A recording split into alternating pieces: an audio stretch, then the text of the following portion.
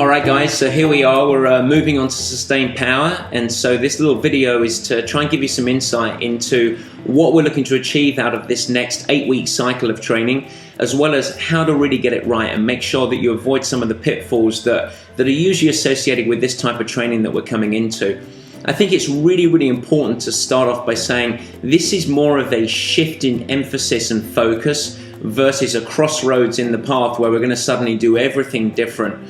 So in a very different way than what you might be used to if you have been on sort of classic periodization, we're not suddenly shifting training, reducing volume, and only doing high intensity work. In fact, what we're doing now is we're just shifting the needle and the emphasis a little bit more towards best sustained effort type training, but we're still keeping the overall flow of training progressing. There's still a heavy emphasis on skills, heavy emphasis on really creating the foundational endurance that we're always looking to do as we go throughout the season, but there's just a little bit of focus towards sustained power. Really, when I sum it up, really what this part of training is, and it's not very long, just a couple of months of the year, 4 weeks, and then another 4 weeks of sort of repeated and evolved work. Really what this is about taking fitness and converting it into sharpness. It's going to coincide with a lot of you guys having early season races, and we'll talk about that in a couple of minutes. But really what we're looking to do is to take what many of you guys will be feeling right now, which is very fit and strong but not very sharp, and starting to convert that into really actually getting that sharpness. In order to do that, we have to hit some pretty high intensity. A lot of good work coming up, a lot of good fun work coming up, some very challenging stuff, and I think that you guys will feel the biggest catalyst of fitness and sharpness really improving here, unless we get it wrong and we start to muddle when to turn it on and when to turn it off. So let's talk about how to be successful. Well, the first thing is that the key sessions of each week, they're not always going to be hard and they're not always going to be high intensity. But there will be in any given week, you're going to have some very strong workouts. High intensity, you're going to start to see a lot of best sustained effort type training.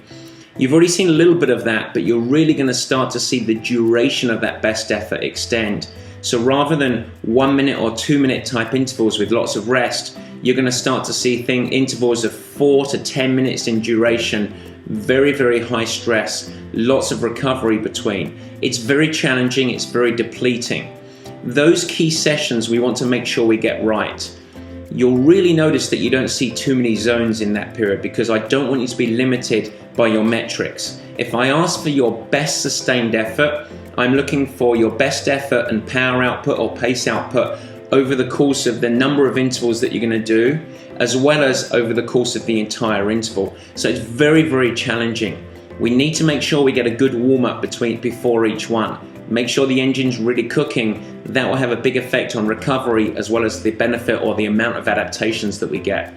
We also need to be heavily reliant on fuel during those workouts. I think it's really high value to actually learn how to eat during the actual intensity. So during these interval sessions, I don't want you to just take fuel and hydration after each interval. Actually practice taking during, because that's what you're going to have to do during the race. So I think it's high value to start to do that. You need to be a little bit more dependent on carbohydrate, and especially pure carbohydrate source, things like blocks and chomps and jelly beans, some of those real carbohydrate sources. That's what the high intensity sessions really need to go through.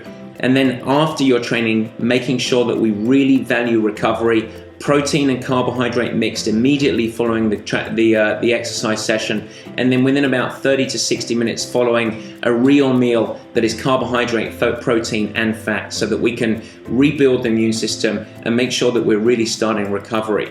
So those are the key sessions, and those are the key high intensity sessions. We also have key sessions that are much lower stress, and we really bring down the intensity and the load during those. It's just as important to get those right as it is to go and do a set of 7x4 minute best sustained effort. So I really want you to embrace the low intensity. If anything, during these next 6 to 8 weeks, you're going to see a real divergence of when you're on and when you're off so far as load. And make sure that you embrace this, the very easy stuff. How easy should it be? Well, if your high intensity run intervals a 7-minute mile pace, you don't want to be doing your easy sessions at 7:15 or 7:30 pace. You want those to be 7:45, 8, 8:30, even 9-minute pace for some of the sessions. So very, very easy and low stress. Very, very important to hit that right. Really easy, very, very low.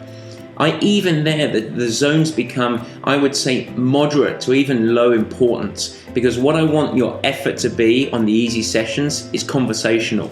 You should be able to lead conversations. Very smooth, smoking jackets is the time. So you want to be strong like bull in the big sessions, smoking jackets in the easy sessions. Fueling for the easy sessions, much more dependent on protein and fat. Anything under 60 minutes, you probably don't need any calories at all. Apart from before, I would take a little bit of protein, a little bit of fat. And then during the session itself, really rely and still practice on fueling.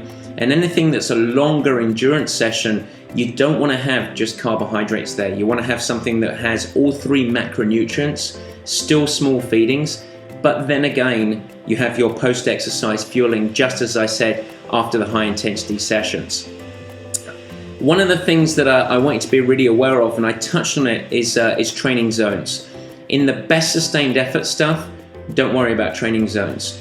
All that you need to know if you're really interested in the metrics is to say that whatever your functional threshold power or pace was, we're looking for intensities that are somewhere between 110 and 120% of that effort level.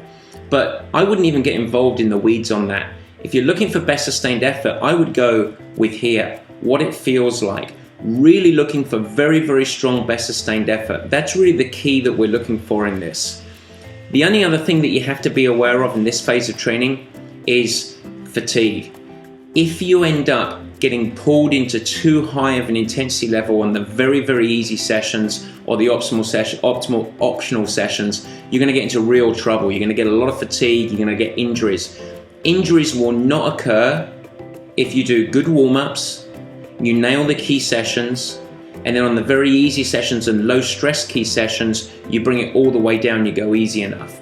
Where injuries will occur is if you don't warm up properly, or if you go too hard on the easy sessions and you accumulate too much fatigue.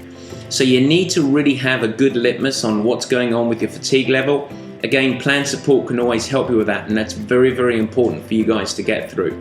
Last thing to talk about in this overview video is races. A whole bunch of us are going to start to have a lot of early season races. Great fitness boosters, great benchmarks to see how we're going, good opportunities for learning and testing race strategy, fueling, nutrition, and things like that.